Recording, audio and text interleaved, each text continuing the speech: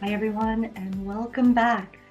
I'm Jenn Baljko, founder of Always On My Way, and this is the Fierce Awakened Woman Global Online Conference. This is a virtual gathering of the gentle and brave-hearted who are following impulses for freedom, returning to our global villages to share what we know, and inventing and illuminating new ways forward for ourselves and for our communities. We are celebrating our dynamic and radiant feminine grace. We're activating our courageous masculine energy so we can all be fierce, fun, and fantastic. Allow yourself to drop into the session with an open heart, with an open mind. Feel into your sense of awareness, tap into your inner strength and your inner wisdom. And get ready to leap into your enlightened, embodied, and expressive self as we connect and learn from others who have already sparked their own joy journey. As you settle in and begin to tune into what's present today, right now, please join me in welcoming Anin Rose. Anin. Hello. Thanks for having me. Thanks for saying yes.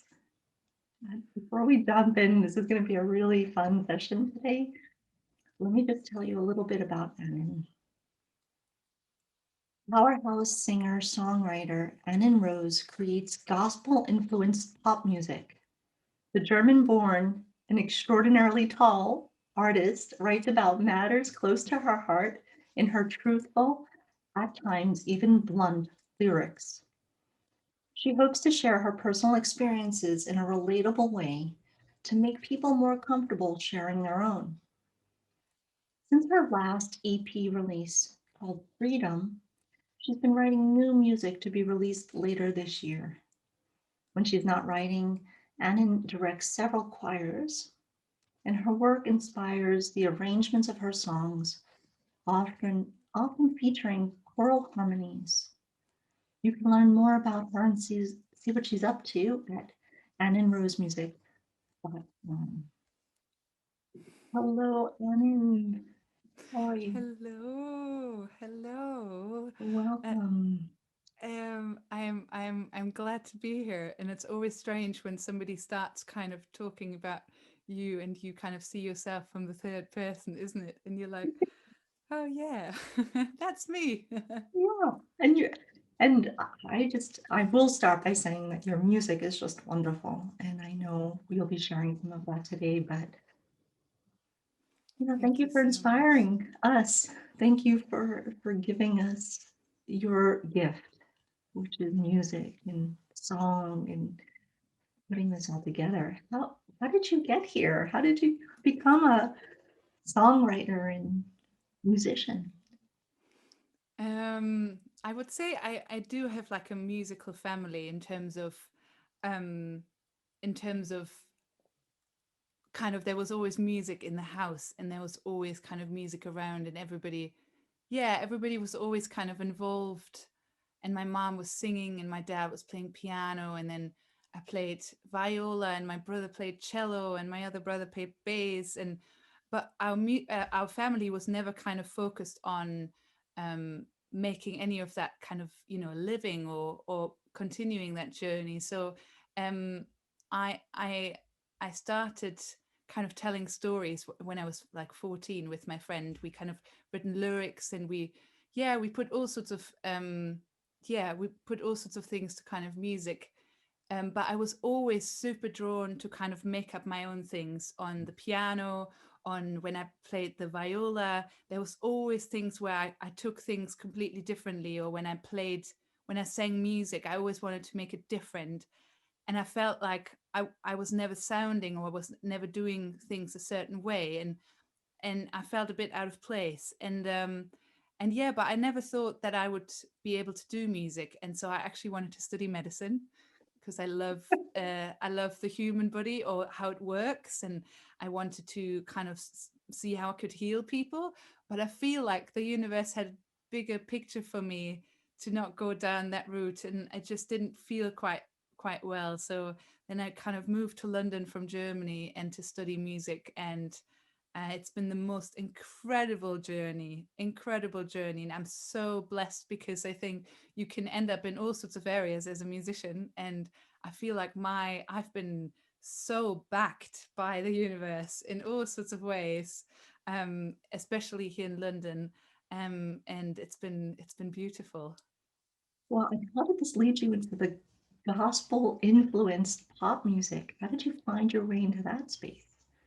I have joined my first gospel choir when I was 14. And so I sang gospel since I'm 14, and I mean, since over 15 years now.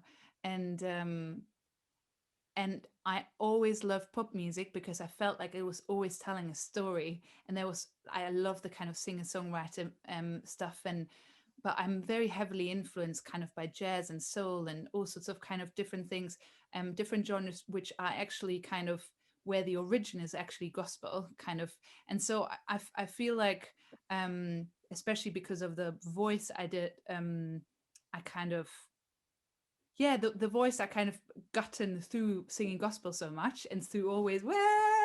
It's I feel like I can't kind of rein that back. And so because of my height, this 6'3", I was going to ask, and how tall are you?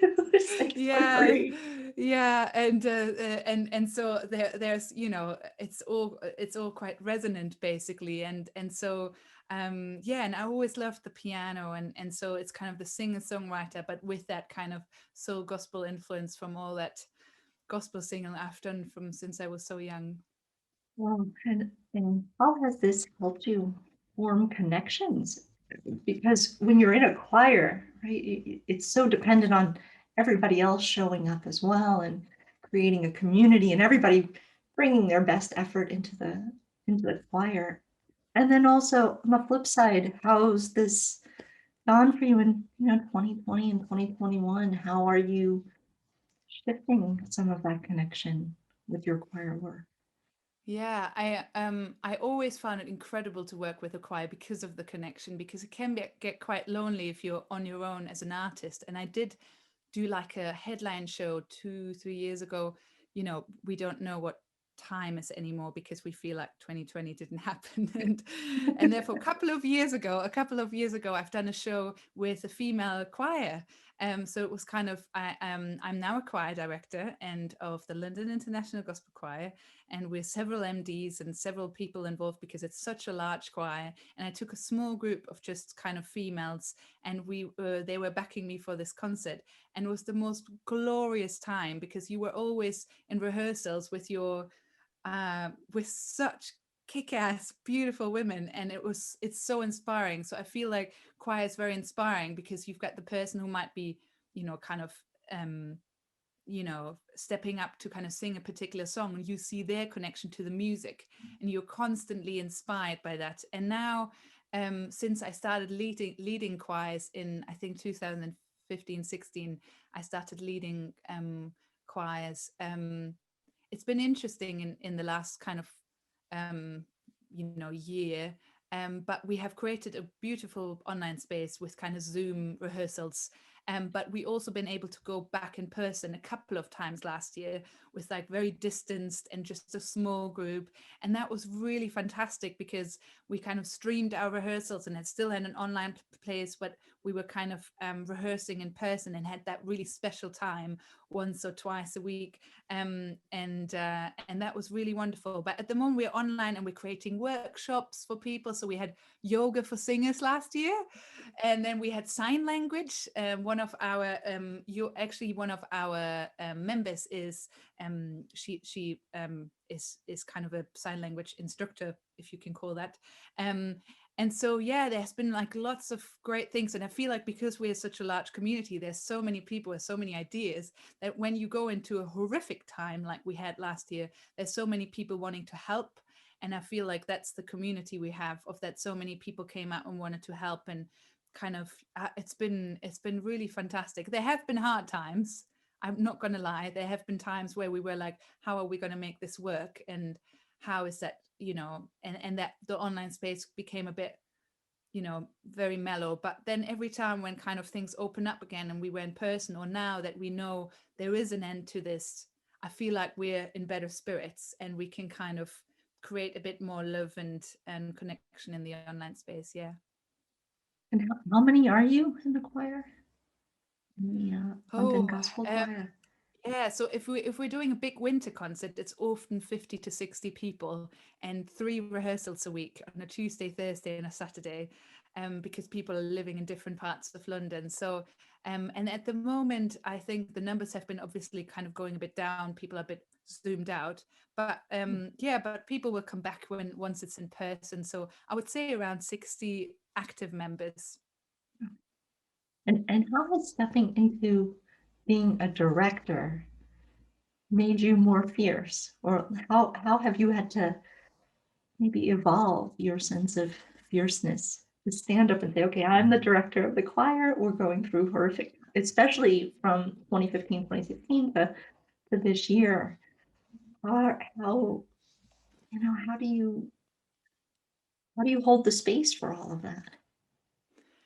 Um, I have to say, like, this sounds maybe a bit cocky, but I think I was born fierce, or I was born being somebody who likes to lead or likes to bring people together. And I always threw these massive birthday parties with lots of people. And I used to, used to get people in a room who end up marrying each other. And I was always, I was never really holding back. But coming into a room with 50 people was scary, so scary. I mean, there were really times when I was kind of just, my heart was racing walking to choir rehearsal, and racing, kind of getting everything right, because if you even have just a moment, there are 50 eyes staring at you. And it was an incredible kind of learning journey for me. But um I do just have to say, it's growth, that you can be fierce, and that you can have flaws, and that you can make mistakes, and that you can, yeah, that you can fail in front of people, and that they might not even judge you, and that actually that can be quite entertaining. So I realized that every time when I did like a mistake, or when something was wrong, I feel like it made the choir more comfortable to make mistakes too. Because if they've got a perfect person in front of them leading them, then how are they supposed to step out and sing a solo if they're, for example, not a singer, or they just started, or and I felt like I needed to show all of me to be able to help people step into their fierceness. And I feel like with the choir, since I've been in the choir, I feel like that's now part of my calling. I love that you could be fierce and flawed. Like this is, I think there's a big awakening in that, because we often want to think that fierce is meaning perfect, um or the our good enough is a higher level of good enough, right? And sometimes failing in front of people, there you are. you know. I love what you said in terms of what our good enough and other people's good enough is. And I think that relation has always been a bit off. And I asked you earlier if you can maybe give me signs, but I think I want to play my first song, because it's very relatable, and I have like an overwhelming sense of kind of emotions coming over me when it comes to talking about exactly what you just said. And I would love to play my first song. Please, please, Amazing. please. What is I'm it called? And tell us a little bit about the song, and Yeah, I'm here it comes. I'll turn over the entire screen to you, because it's going to be awesome, I'm sure. Actually, it's a very new song, so I've been just writing it in the last couple of weeks, and I hope I get it right, because I basically have been kind of changing it up and stuff like that. And it's called Hard on Myself. And it's about me having very, very high standards. And therefore, unfortunately, sometimes you put those standards onto somebody else. And so, yeah, I feel like I feel like sometimes it's not just about us, of like, you know, people have high expectations of themselves and they don't feel good enough, and they don't, and sometimes we think that that just has to do with us, but actually the way then we treat other people who are very close to us in our own space and in our own home especially, or even at work, and we feel like we need to set those standards then for other people too. And I've been going through a massive journey with that. And so this song is called Hard on Myself, and it's yeah, it's very new, so I hope everything is gonna go kind of right, but here we go. Okay.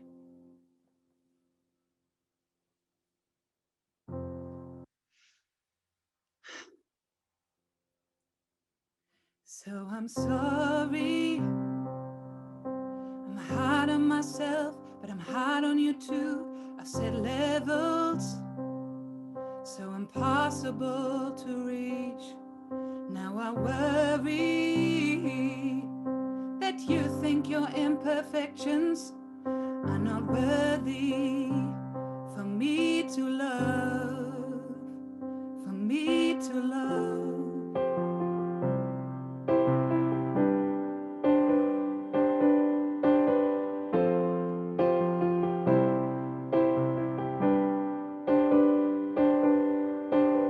I walk in straight lines, always speak my mind, but with you it doesn't feel right.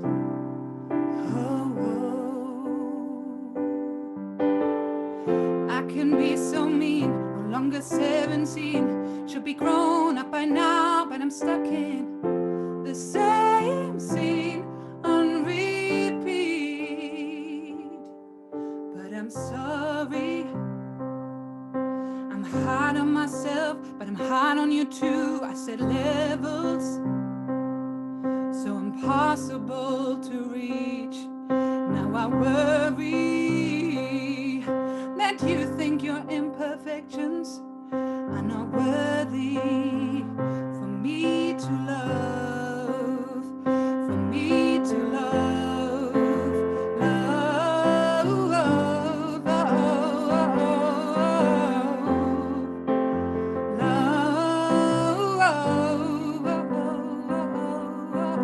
love. See the stop signs, running red lights. Can't believe I've been losing sight.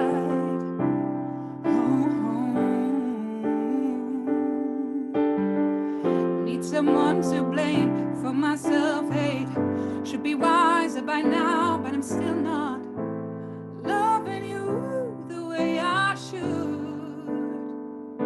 You're covered in my curses, my words run through your mind. Can't take back what I said, but I promise I'll try to say sorry,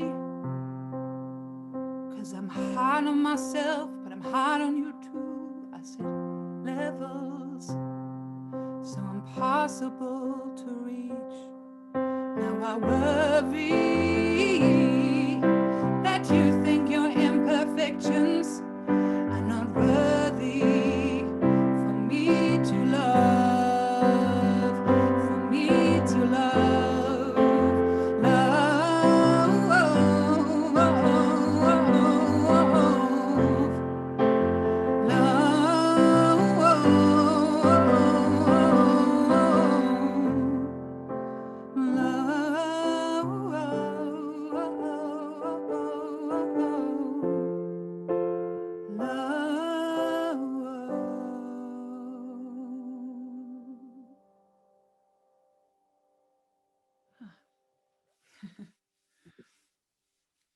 Oh,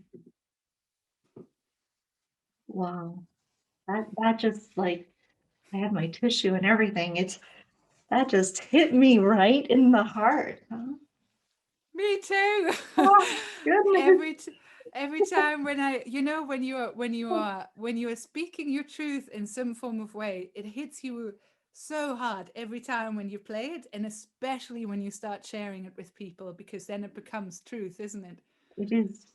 because you Yes, told someone, and yes. you're the first platform which ever gets to hear this song publicly, Oh my because goodness. Thank you.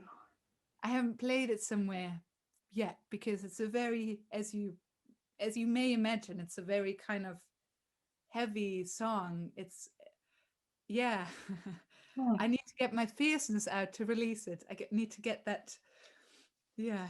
and then I think it's there, and I think it strikes a chord. It definitely strikes a chord with me, like where I am right now, right? And just really feeling like, wow, we just got through 2020, like we're in 2021. There is something there, but how am I still so hard on myself? How am I, and that, and being hard on somebody else? Yeah, it's all right there. So thank you for opening that space for us to be here with them. Yeah. I think it's this a song is kind of, that particular song is um quite a lot kind of around shame, and that shame is um so judged, just having a feeling of shame by ourselves and by others, and kind of saying feeling ashamed about something is always something so negative, and especially, growing up in Germany, um it's just that you don't quite admit your flaws, in my kind of culture, maybe where I grew up, and it's something very powerful for oneself, for the growth, to just break down a couple of blocks. And with this song, I've been working through blocks. I feel very privileged that I can do music to let go of some of those things. And other people do that with art, and some other people do that, with all sorts of ways. But I feel like their music is a very satisfying way of letting go of things. Yes, and I think in 2022 there, I definitely felt a reconnection to wanting to listen to more music, wanting to dance more, right? And just move out all this sort of stuck energy. If we start crying, we're gonna Ah. my mascara will run, like, all the shame in that. Mm, yeah. But and we have a couple other folks who will be talking about this too, the power of music and how we can just find our own song, sing our own song and come to it with a place, even if you don't sing, right? To just, throw yourself out there and sing in the shower and sing while you're cutting vegetables or something, to release this sense that we're being so hard on ourselves and admitting, that we're maybe not showing up as our best selves when we snap at our partners or kids or yeah, and Yeah. just whoever's around is getting the brunt of that Yeah. anxiety. And I always, basically, I always thought that that was not me, because I'm not somebody who's shouting in the car at other people, and I'm not somebody who is, angry about the person in the queue, or I feel like, I'm not somebody who moans a lot, but kind of when it, especially coming to falling in love and getting a partner or having kids. I don't have kids yet myself, but I can imagine that that comes out, because they show a mirror in front of you and say, that's you, and that's how much you love me, and that's how much you don't. And I feel like that mirror has been quite hard for me. I think other people finding falling in love quite easy, and being in love, and I don't find it easy at all. I feel like that mirror is horrific. Yeah.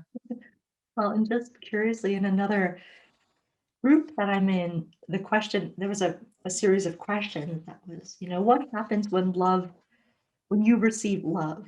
And my first thought was sticky or suspect. Like, and I thought, wow, that's something I really also have to work with too. I have the joy of being with people who love me, but I'm always still a little bit like, oh God, this could be really complicated.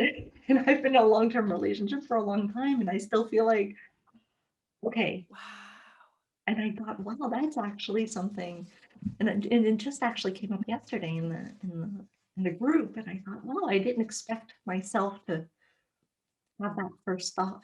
of like stickiness around love.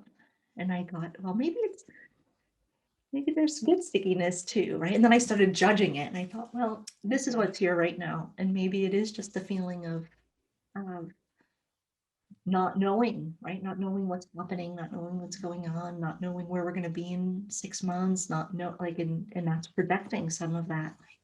Will we be allowed to leave? Will we be allowed to travel? Are we going to be stuck again for another year in a house with each, like with each other, with people you love, but still like, where's the Yeah, space? Um, yeah. And I think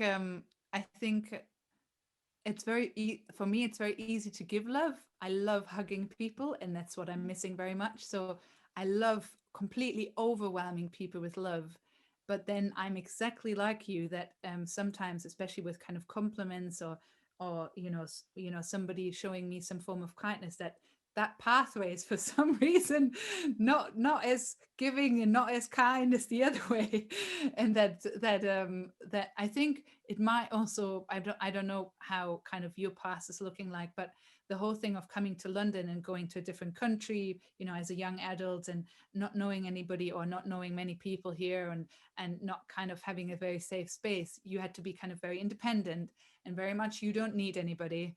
And then going through the years as a musician, not very easy at times, either. And so I feel like you are starting to become too independent, that you don't know what it means to be dependent on someone else's love. And so I feel like I can allow myself to be more dependent on someone else giving me love. I can feel that same thing, right? Come over, I'll give you a big hug, Yeah. like the bear hug. I'm all about it. I sign my things with joy and gratitude. I sign all my notes, like, and I feel it when I send it. But when I receive it, it's because I've had to learn how to be independent for so long that I don't know. I don't know what some of those boundaries are, but it does seem to raise, the point of what's too much? Like, could you have too much love? Could you have too much hugging? Like, I don't know. My partner would say, no, never. Like, there's never too much of love and hugging and kissing and being together in a nice, intimate way. And I'm like, yes, there is. Yeah, that is a little too much. So where are you feeling too much at the moment? Um, um, there's so many things, but I think at the moment, I I feel like I'm trying too hard, and that's kind of my too much. That in some spaces, I can maybe I can take maybe the space away from, maybe I take some space away from others, but that in a space, I'm a teacher and an educator and all sorts of things, that I always find myself too much as a person, and that I don't give enough space for other people. And that because I'm so tall, and because I'm loud, and my laugh is loud, and my singing voice is loud, and my opinions are loud, or what, at least, my urge to kind of say what I'm feeling, or what I'm. And so I it's very funny when you talked about this, and my friend Diana Patient, she has started that, I'm not calling a movement, but I feel like that kind of too much of a person journey, where she kind of interviewed hundreds of women and non-binary people, and asked them what they've been called too much of, and how they maybe have turned that into their power. I literally, it just hit me such in the core, because I've been called too loud and too chattery, and I, as a tall woman, you're like, I'm too tall for this boy, and now I've got a partner who's even a bit smaller than me, and I'm actually fine with it. And so um yeah, it's struck such a chord, um and yeah, I feel at the moment, because there was so much going on in 2020, there was so many matters, and so much, so I felt I kind of retracted a bit. I haven't yeah, I've really retracted in the last half a year, and have just I've been happy and stuff, but I felt like I am too much, and I would take the space away from other people at the moment, because there's so much to talk about, and there's so many people and so unbelievable amounts of pain, and I felt like I was too much to kind of be there. And so, yeah, I've been thinking about this the last kind of 2, 3 days, about how can I put myself back and start releasing music and putting this all out and shout from the rooftops about what I'm doing when there's so much going on. So, because I find myself, yeah, it's interesting. Yeah, I find it to be a really interesting question. What are you too much of? What is too much? Like, and I'm pretty sure in life I've been called too opinionated and not, or maybe not even too grounded, right? Because I'm always, oh, let me go try this new thing. Let me go do this new thing. Let me do this, right? And then I create a lot of this. I create a lot of the stress, right? It's not even, Yeah. it's a funny thing because I love being busy. I love sharing what I know. And I'm like, okay, I'm just gonna go do this. Let me try this. Let me go try this. Let me create a summit. Okay, you're gonna go create a summit now. And I get a little bit of the eye rolls, like, okay, why are you doing that? Because it feels good, because it feels like the right thing to do. And I don't know how to explain that, why I need to do that and why it's always the next thing. What, That when is your birthday? my birthday's in January 16th. Ah, so happy Capricorn. happy belated birthday, but very belated. But yeah, that's interesting because I'm an Aries, and I'm somebody who also starts a million ideas. I'm not a great one to finish them though. So Me. I yeah, I love starting a song, even starting a million different songs and then finishing them and kind of being happy with them, awful. And or starting a project and then yeah, so I'm very glad if I'm, and that's why we go back to choir and working with people. I love starting things myself, but then I need other people to drive me through the end or to the end. Yeah. I feel that too, and I do have the double. I have a double Capricorn with Moon and Sun in Capricorn, but I have Rise in Aquarius. But I have to check and see where I am with Aries because I'm pretty sure I have that same thing. Like I'm really good at starting things. I'm really good at seeing big picture and Yeah. the outcome that I'm going for. But all of the things in the middle that require a lot of attention and patience, that's where I'm like, okay, let's just let's see how this is going to finish. Right. So Yeah, you're literally. I feel like we are very similar in that, very, very similar. The word patience is also another one where I may struggle with, but I think now I gotten older. I think 10 years ago I was the most impatient person in the whole wide world, um, and I would, yeah, very impatient. But now I think I've met a lot of other cultures. I think it's also another German trait maybe. And after I've been living with Swedish and Italian people, I have learned a lot about patience. Patience in the kitchen, especially when it comes to yeah, and then cooking yeah, yeah, and then with Swedish people, I think there's a certain calmness around that too. And I've been going to Sweden a lot, and we've got a partner choir in Sweden, and I love Sweden, and I love yeah. So I feel like I love London for that. I love living in London at the moment. Even sorry, at the moment I don't see anyone, but for that reason of getting to know so many different people and leading a London International Gospel Choir who has so many different people from so many different countries and ages and everything. It's so fascinating and interesting, and and I think the that's where our drive comes from to create things, because we're so damn curious, right. because we're like, I if I agree. do that, what would happen? And then I think it's the very natural sense of immense curiosity. Curiosity, and I always think of that phrase, curiosity killed the cat, and I'm like, well, it hasn't killed me yet.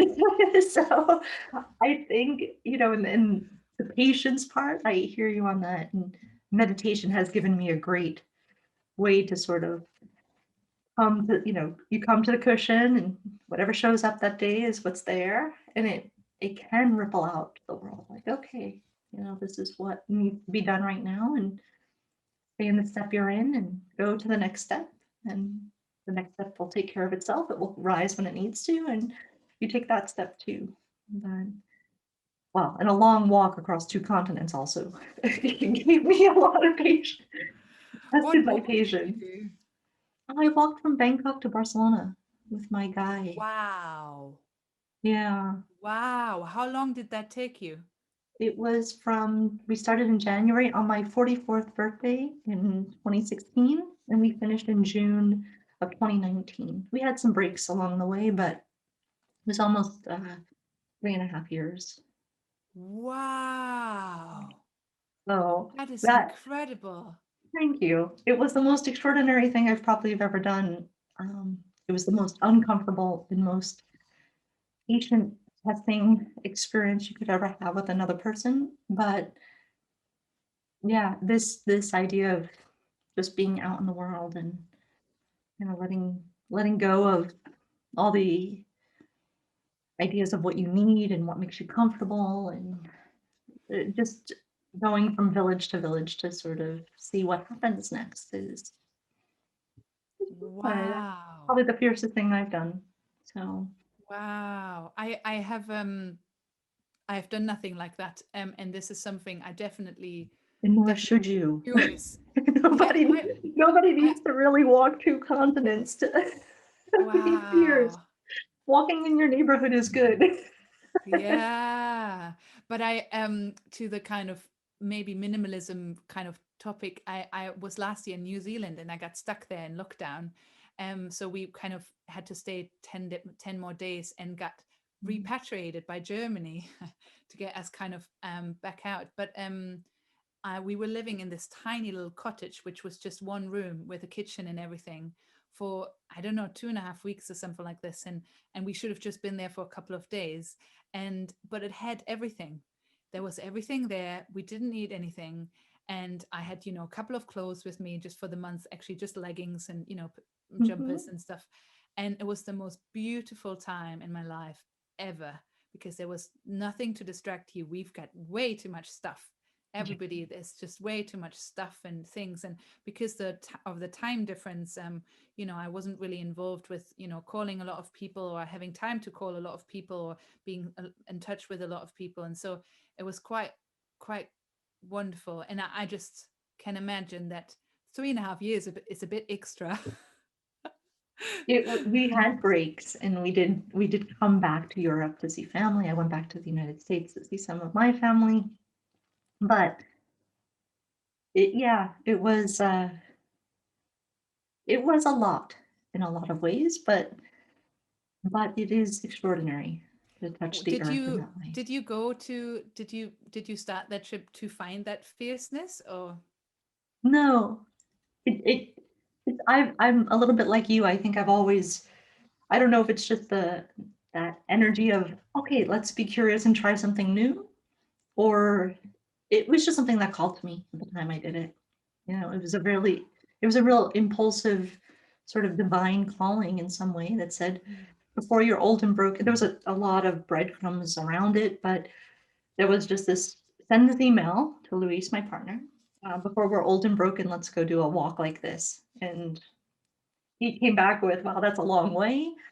And then the next day he sent me a message that said, well, before we're old and broken, let's do a walk.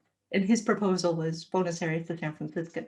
So we had both of them on this table, Bangkok to Barcelona and Buenos Aires to San Francisco. And in the end, we had not visited all of this middle part of Central Asia before. And we decided, well, that's where we want to go and explore. And what happens when you don't have language, when you don't have a common way of saying something? We had to learn gestures, like this in India means you're married, and this in Uzbekistan means you're married. And it was all sorts wow. of strange things that we've Wow. learned along the way. But That's it goes back to the more of the curiosity, like what would happen if we did this? wow. And we did. That's So, incredible. but okay, come back. You have another song for us, right? Yes. I Well, think I think that turns back to what we were talking about. So I wanted to play a song, even if both of the songs are kind of a bit more um, kind of retracted and a bit slower, um, because this song is called "Choose Love," and it's also kind of coming back to a lot of things we said from.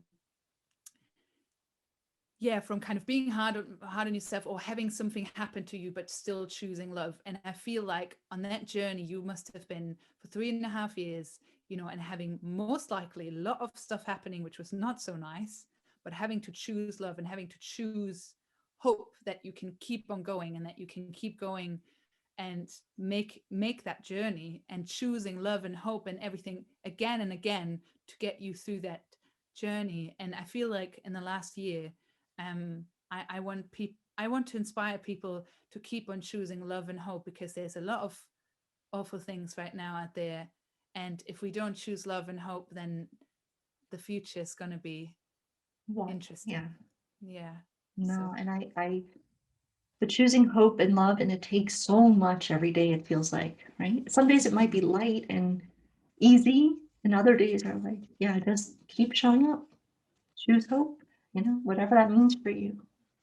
Choose yeah, today. Choose to show up in life. yeah, absolutely. Okay. Right. Whew. Let's get us there. Cool. You let me know when I can. Perfect.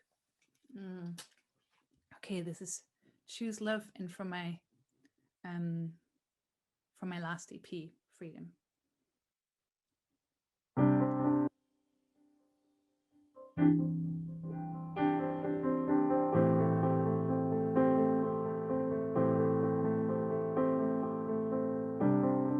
I know everything's for a reason,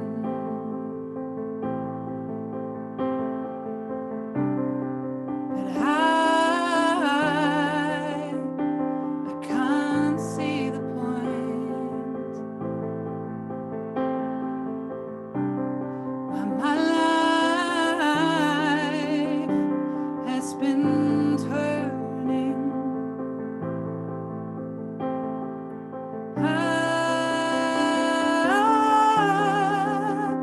upside down, and I followed all the signs. I really tried to be kind to myself, but it's not enough. Sometimes that's not enough. So I choose love, I choose hope, I choose to keep on walking whatever I might come across. I choose love, I choose hope, I choose to keep on walking whatever I might come across. I have a hard time breathing.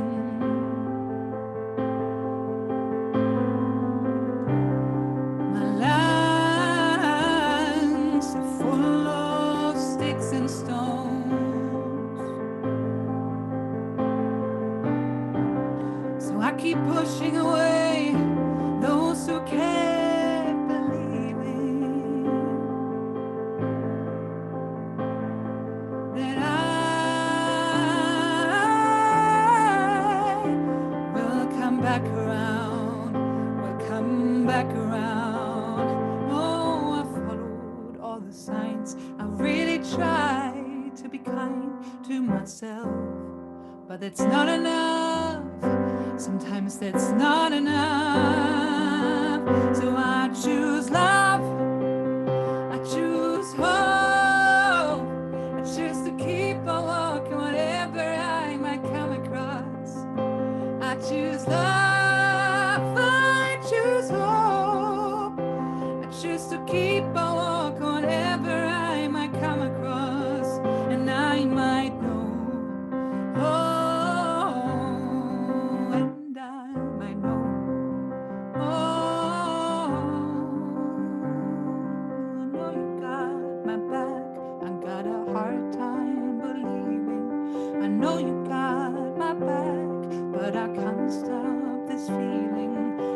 you got my back, but I can't stop this feeling. I know you got my back. I got a hard time believing. So I choose love, I choose hope, I choose to keep on walking whatever I might come across. I choose love, I choose hope, I choose to keep on walking whatever I might come across. And I might know, oh, and I might know, oh, and I might know, oh, better soon.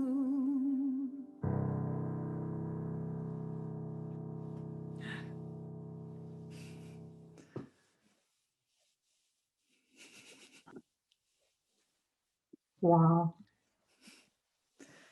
This lightened my spirits. I'm now in Oh, like a, I'm in wow. like a choose love mood. Wow. Ah, Choosing love and hope. And it's, what else can we do, Anin? Like, that's where we just have to keep going, right? yeah, we have to keep going. We have to keep going. We have to keep going, but we have to, as what kind of the space you're creating, we have to not just keep going, we have to create and get out that fierceness so that we can hold up other people, because there's so much going on at the moment. So I feel like we need to step up and we need to step into that presence, because the world needs that balance and there's a lot there and we need more there. Yeah, we do. And we have work to do, all of us. All of us. Okay, tell people where they can find your music. Anin Rose on Spotify and iTunes and everything, on SoundCloud. And Anin Rose Music is kind of a website, and on Instagram and Facebook. I would say Instagram is something I use most of the time. And if I've been kind of, yeah, I think it might maybe has kind of most of the kind of content. But yeah, and always send me a message and say hi. I love if when people say hi, and yeah, if you come and follow, come and join, come and listen, please come and say hi.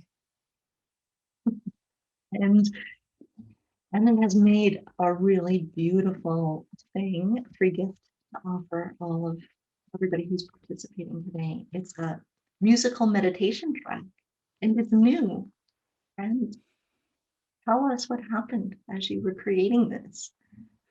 So I thought about creating something a bit more meaningful, for people to kind of take away and to have on a longer, because what you're creating is an event where people can come back and listen to it maybe later, but they're kind of in this and they take things away. But I wanted to create something which people who are attending this event have solely access to. So it's a track which is kind of, you can, it's just for you guys to kind of listen to. And I wanted to create something, and I created that space actually just a couple of days ago for me to, my brain and my mind loves when I know that I'm serving a certain purpose, and then I'm getting really curious. And so I started recording it, and it came together in such a short amount of time. And everything what I put down, I didn't have to re-record or anything. It was incredible, and I really felt like there's a completely divine energy running through me recording this. I've never done a meditation track before, but I'm meditating at the moment. I'm doing this every day to just kind of, and I just feel like I'm not sure if you know you can call it a meditation, but maybe just a track to check in and to bring yourself back to feel, because I feel like we are hiding feelings because we feel like we have to make space for all the people who are grieving and other people who are in trouble at the moment. And I think some of us are not allowing ourselves to feel because we also maybe are scared that what comes up. And I feel like every time when you're having a really busy day, or when you've thought about the things which are going on at the moment and all the crazy things, and and everything, I wanted to create a very short, I think it's 4 minute track for you to just check in and just get yourself back into your body and feel whatever comes up, and don't yeah, I hope you enjoy it. And again, let me know if you do. Well, I took a sneak peek at it since I have special access, and oh, it was definitely a very quick and beautiful reset. It's like 4 minutes. Okay, let me just shake this out. Let me sit with it.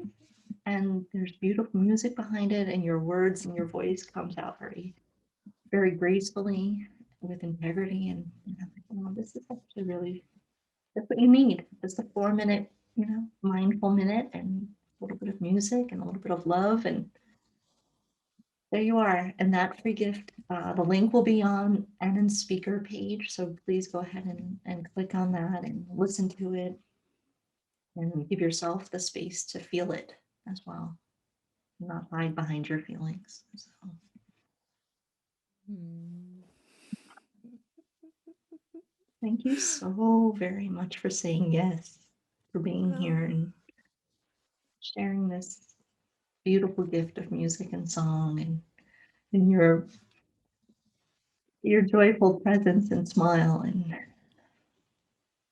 oh, thank you so much for thank you. asking, because I really feel like it's filled up my cup, but I can't wait to, be part and watch, because Jen has given me a couple of sneak peeks. So in terms of not sneak peeks, but some teasers of other people, and I'm like, oh, I'm really interested. So I can't wait to sit down myself and be kind of, yeah, I don't know if you can, if I'm transformed or if I'm just enjoying it. I'm just going to allow whatever comes up, but I'm looking forward to it. Thank you for creating that space for everybody.